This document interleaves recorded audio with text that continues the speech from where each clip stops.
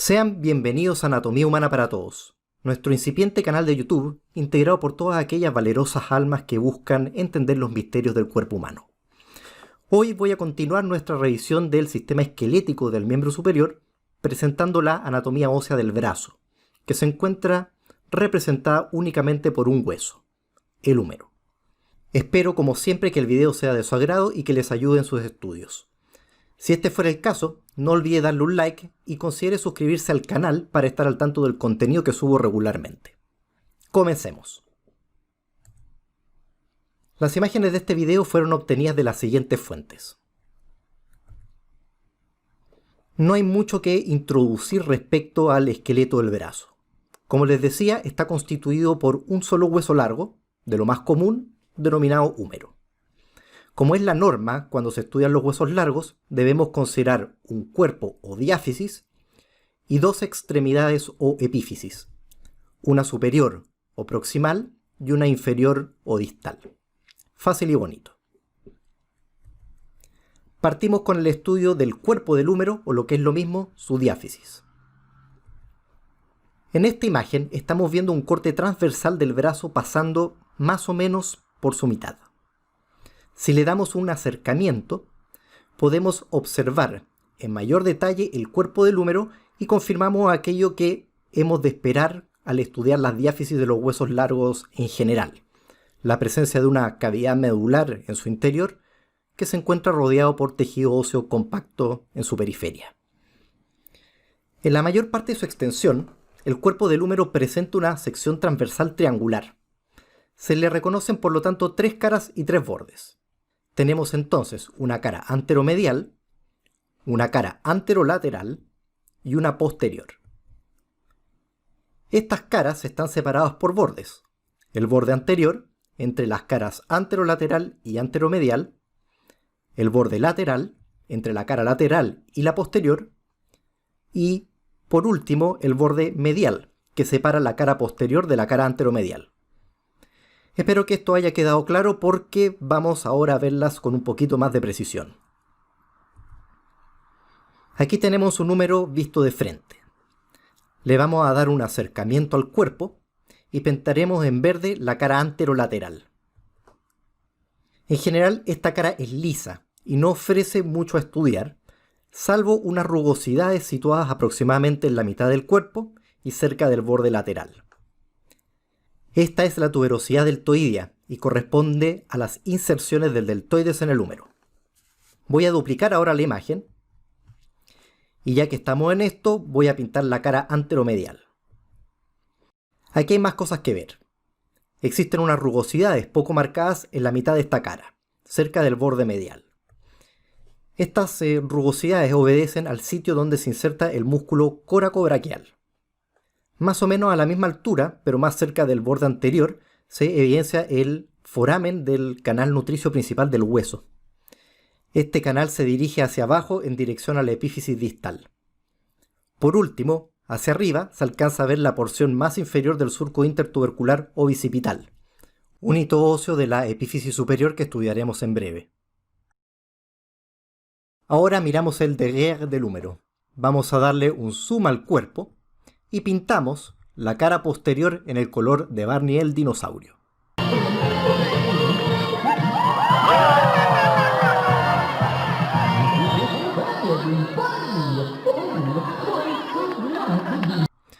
Lo primero a destacar en esta cara es el surco para el nervio radial.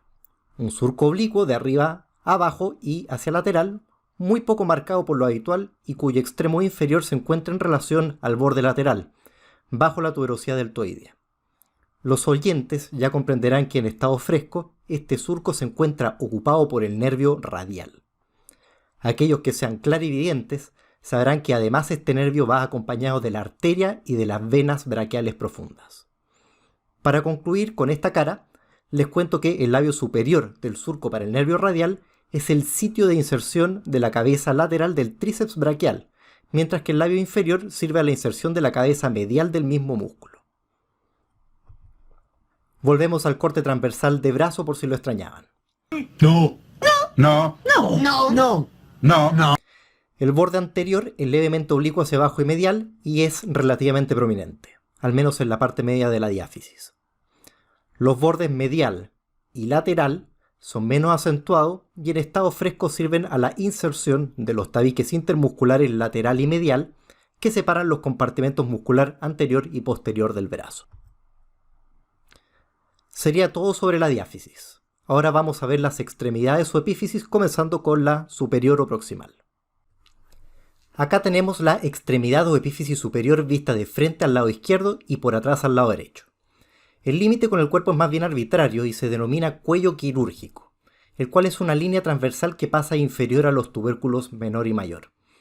La cosa es que pocos autores precisan dónde pasaría la dichosa línea exactamente, mientras que los pocos que lo hacen dicen cosas distintas. Como sea.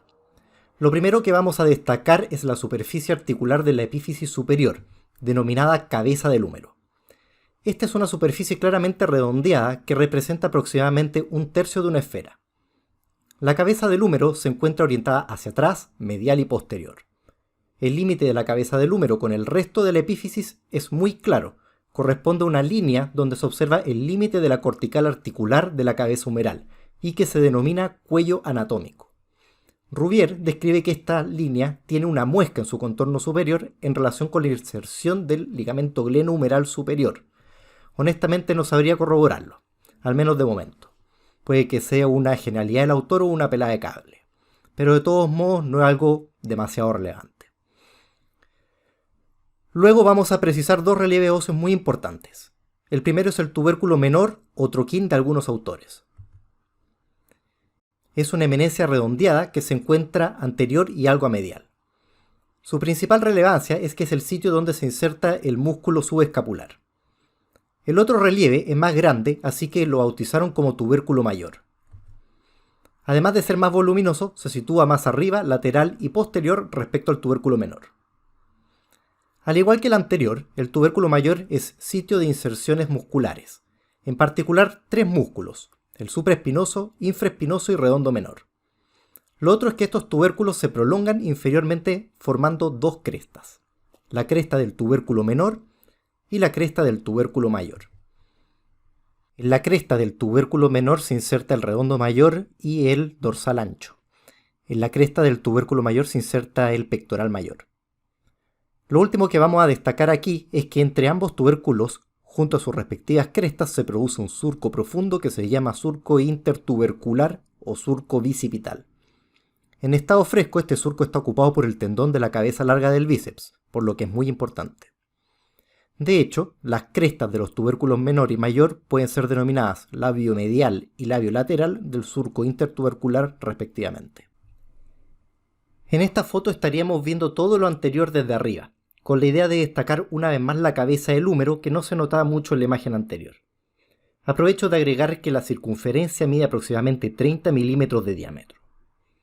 La cabeza del húmero es bastante redondeada, casi geométrica. La forma de la bola es fascinante. Realmente absoluta simetría, armonía de proporciones. Aunque la verdad de las cosas es que es un poco aplanada y que su diámetro vertical es algo superior respecto al diámetro antero-posterior. Lo otro que podemos observar aquí desde arriba son los dos tubérculos y el surco bicipital. Desde luego, el menor es el chico y el mayor es el grande. Recuerden que el tubérculo menor presta inserción al músculo subescapular. Dijimos que en el tubérculo mayor se insertan tres músculos. Todos ellos determinan impresiones o facetas más o menos definidas.